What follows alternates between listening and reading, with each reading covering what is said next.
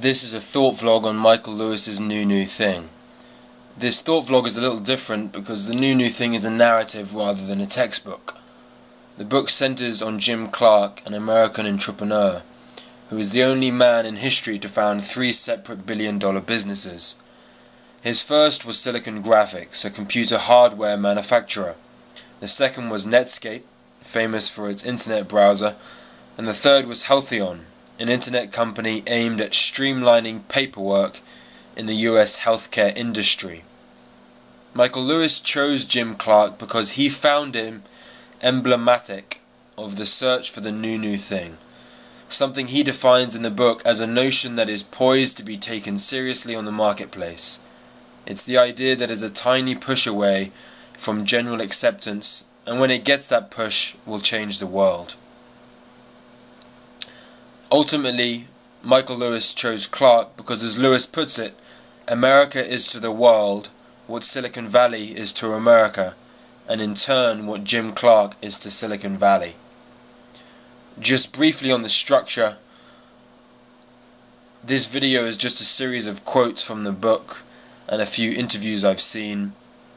The 4 categories being quotes about the emotion of the search, quotes about new behavior, quotes about being an outsider, and finally quotes on the big picture, kind of miscellaneous group of quotes on the economy or business and other things.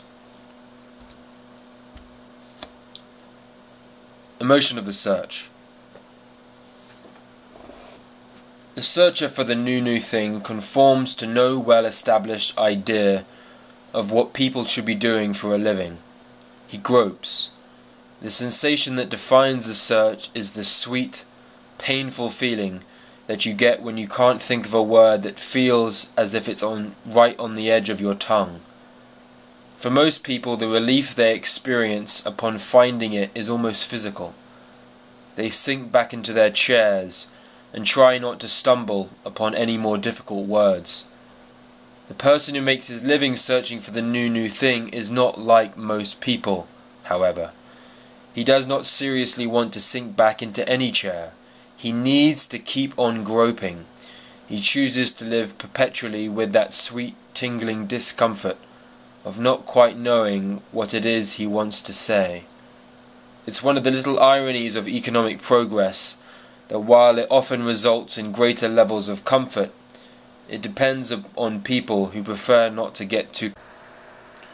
Oddly enough, he was forever claiming that what he really wanted to do was put up his feet and relax. He could not do this for more than a minute. Once he'd put up his feet, his mind would spin and his face would redden, and he'd be disturbed all over again. He'd thought of something or someone in the world that needed to be changed. The impermanence of the place allowed him and it to remain suspended in a state of pure possibility. He was fully occupied only by what had not yet happened. The part of his brain that kept him interested in being alive groped for what came next. He needed change, even more than he needed the money that came with the change. Different people have different words for this need for constant motion and change. Despair is one of them. Impatience is another. Impatience might be a social vice, but to Clark it was a commercial virtue. If everyone was patient, he'd say, there'd be no new companies. The impatient man kept his own life in such a constant state of upheaval that neither his experience nor his immediate surroundings ended up meaning very much to him. He was keen on things only as they happened. After they had happened, he lost interest in them altogether. As a practical matter, Clark had no past, only a future. That's when he really came alive, when you got him on the subject of what was going to happen next. Then he was full of ideas, and they would change from one moment to the next. This process bore no relation to the cliched version of it offered up by more ordinary business people. Clark never used the words and phrases that we all have come to expect from the technology types who pretend to see the future. Vision, the challenge of the next century, the new millennium, the road ahead. That sort of grand talk struck him as perfect bullshit. In all the time I spent with him, I never once heard him refer to his ability to see the future. He couldn't see it. That's why he had to grope for it. He would be seized by some overwhelming enthusiasm, say his ambition to create a new field of study that he wanted to call biocomputing, or his newest idea for snaring more billions in the World Wide Web, and he would be off and running down some long dark tunnel, leading God knew where. With him, enthusiasm was a physical event. He stood 6 feet 3 inches tall and weighed maybe 200 pounds, but when he became excited about something he grew 3 inches and put on 50 pounds.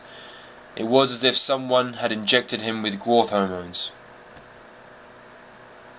Usually, after a week or two, Clark would decide there was something wrong with his new idea and drop it. Moments after he'd exploded with his latest plan to create another multi-billion-dollar industry, he would have forgotten about it. But every now and then, the long, dark tunnel didn't come to an end. Whatever radar Clark possessed told him that it was okay to sprint into the dark. That's when he was most dangerous. It was also when he was at his best.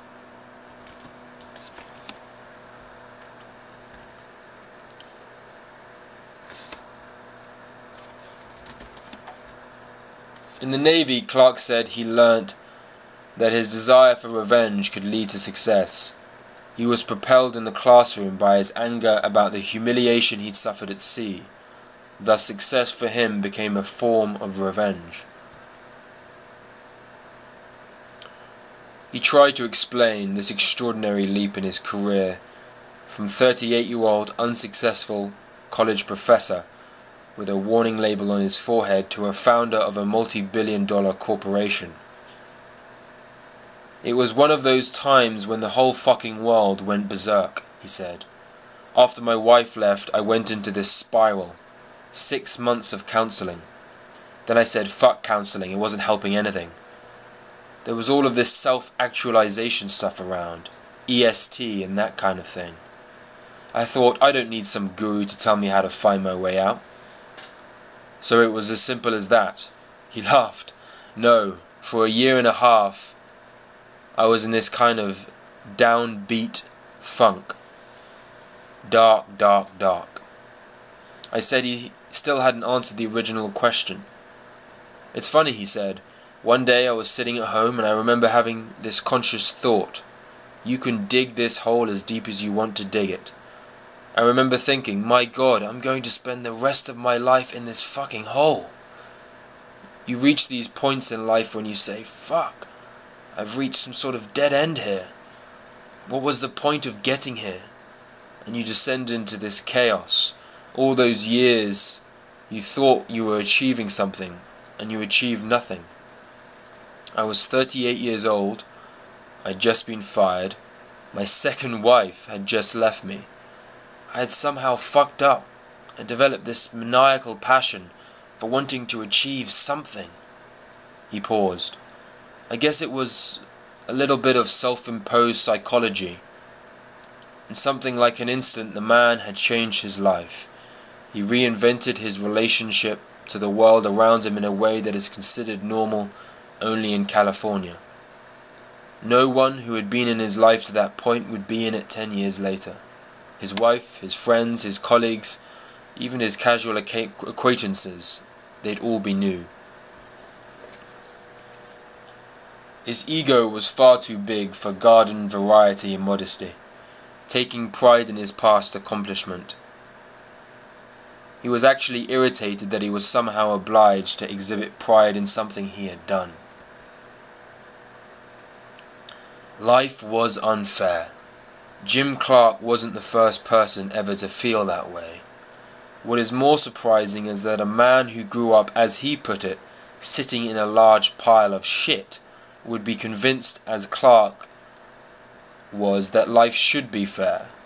He was so convinced of this that he set out to correct the problem. Jim was probably 2 or 3 years ahead of the rest of us in seeing what was coming, Ed McCracken says.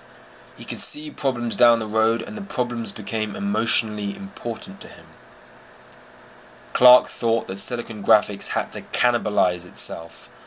For a technology company to succeed, he argued, it needed always to be looking to destroy itself. If it didn't, someone else would. It's the hardest thing in business to do, he would say. Even creating a lower cost product runs against the grain, because the low cost products undercut the high cost, more profitable products. Everyone in a successful company, from the CEO on down, has a stake in whatever the company is currently selling. It does not naturally occur to anyone to find a way to undermine that product. Clark thought he knew how to become the agent of his own creative destruction, and he was prepared to do the deed. He wanted Silicon Graphics to act in the same self-corrosive spirit.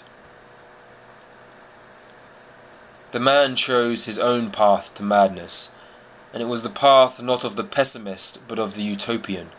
He was on an endless search for some unattainable solution, the perfect world. The moment he suspected that he had created the perfect world, however, he found something that needed to be changed.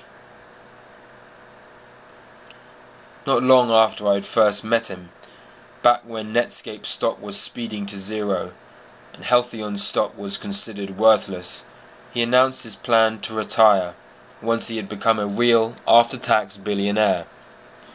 He intended to float around the world on his new boat as soon as it was finished. Even then you could see he couldn't possibly believe what he was saying. His life was an adventure story. Without suspense, it lost its purpose. Besides, he was still curious to find out what happened next. How would he know unless he set out to make it happen?